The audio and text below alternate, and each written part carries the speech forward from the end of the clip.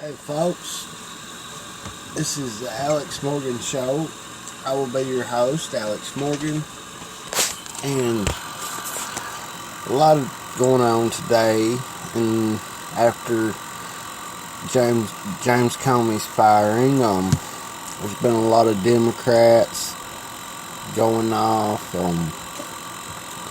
I actually saw one article about Sean Spicer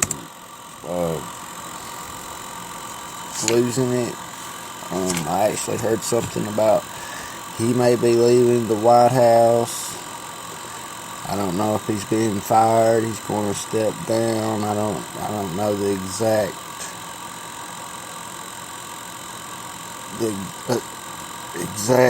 details on that, but there's definitely something going on. The article actually says, after Trump fired Comey, White House staff scrambled to explain why.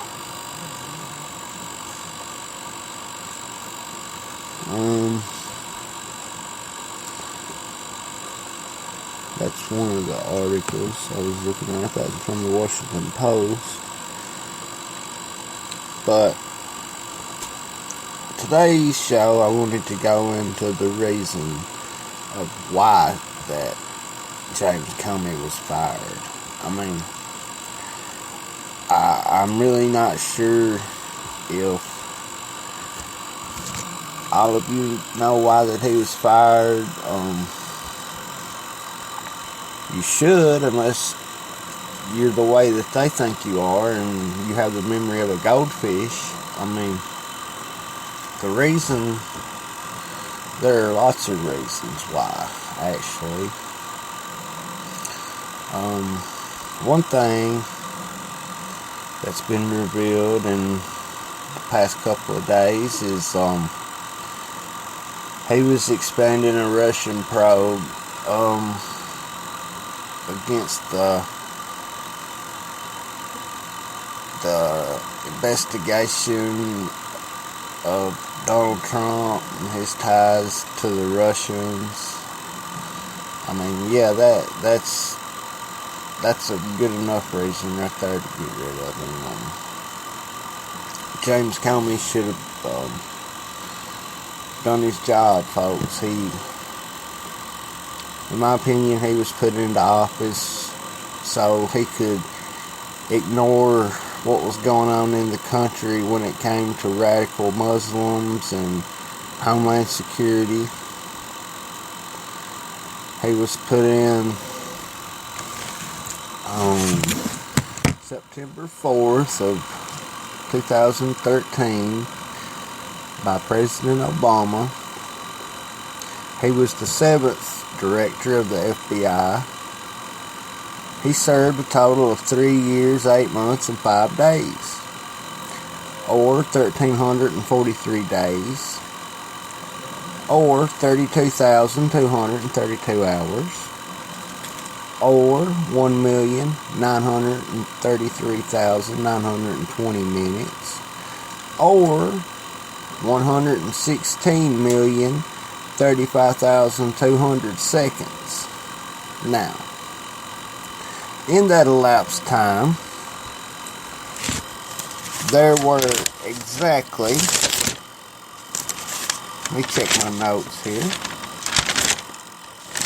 There were exactly 10 acts of terrorism committed on American soil that could have been prevented.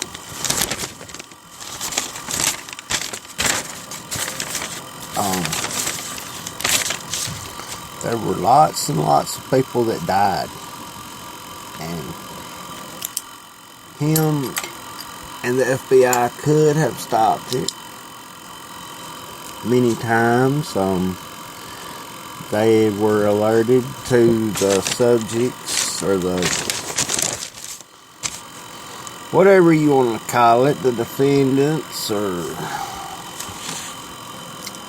whatever, they were alerted, and they chose not to pursue charges or failed to investigate it to a fuller extent. This is negligence, folks. This is, if you're director of the FBI, your number one priority is to protect this country and protect our people. That's all I've got to say. Now,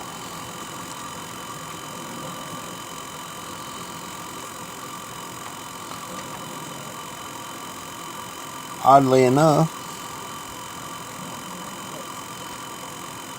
he succeeded Robert S. Mueller III, who served as director of the FBI from September the 4th, 2001. 1 week before September the 11th, believe it or not. And Mr. Robert Mueller III served until September the 14th, 2013, of which the day that Obama asked him to step down so James Comeys could step up and fill his shoes as director of the FBI. Now, was this Robert S. Mueller, I don't know much about him, which I don't know a lot about Comey. I learned today that he's been involved in our government a lot more than being director of the FBI. I saw that up on Wiki today. I failed to get the full extent of all that he's done, and my computer crashed earlier, so I don't have all those pages ready for you like I wanted to.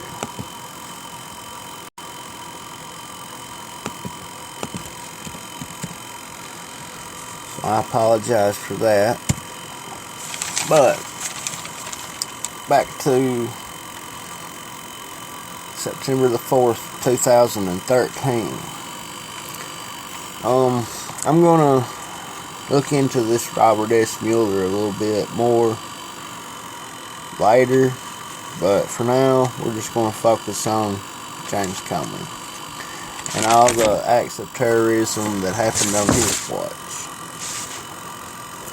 In my opinion, during the inauguration, when Trump took office, in my opinion, as soon as his hand came off the Bible and he gave his speech and all that day's events was over, if not that day, the very next day, Comey should have been fired, folks. He failed to investigate Hillary Clinton. He had the gall to go on national TV and say, yeah, she done this, and she had a home server, and she was hacked, and blah, blah, blah, and she had classified information on that server. But, we're not going to pursue charges on her. She's pretty much senile. She's pretty much, technologically impaired. So, whatever. We're just going to turn our heads. I hope y'all don't care. That was one of the things that is not on my list. I didn't add that because nobody was killed. Hillary should change her name to Killary, okay? If you ask me. There's been so many people that's lost their lives on account of Hillary Clinton. And if you don't know that, you should really research that. I don't want to go into that because that's another day, and I could talk about it all day. So,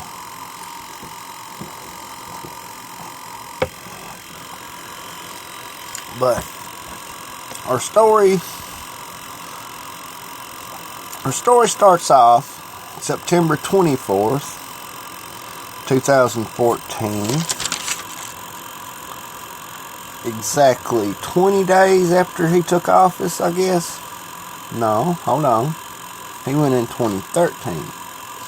So he had been a year and 20 days. His first act of terrorism on his watch happens in Moore, Oklahoma. Alton Nolan beheaded a woman, Colleen Huff, at Bond Food Plant and stabbed and injured another person. While Nolan's motives were unclear, he appeared to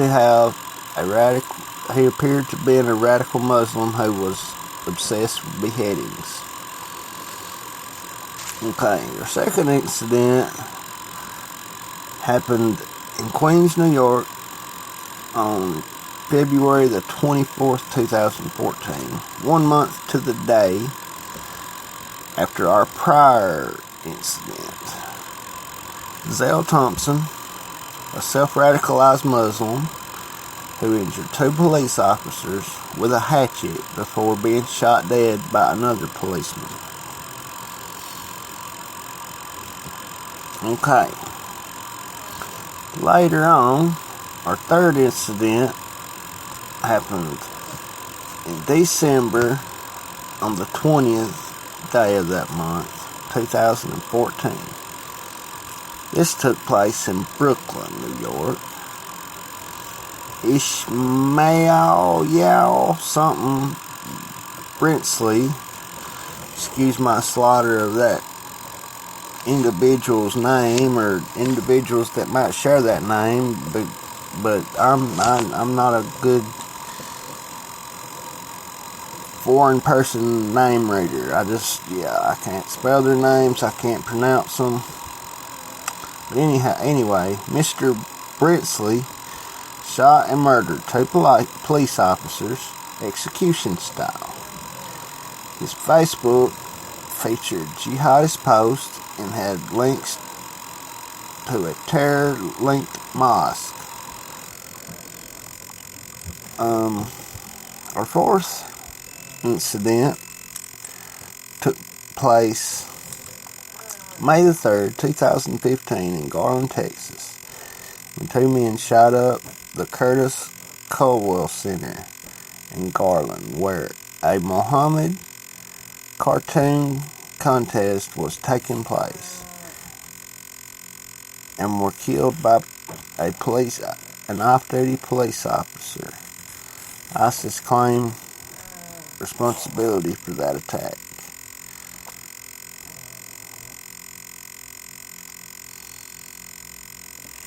Fifth incident was in Chattanooga, Tennessee.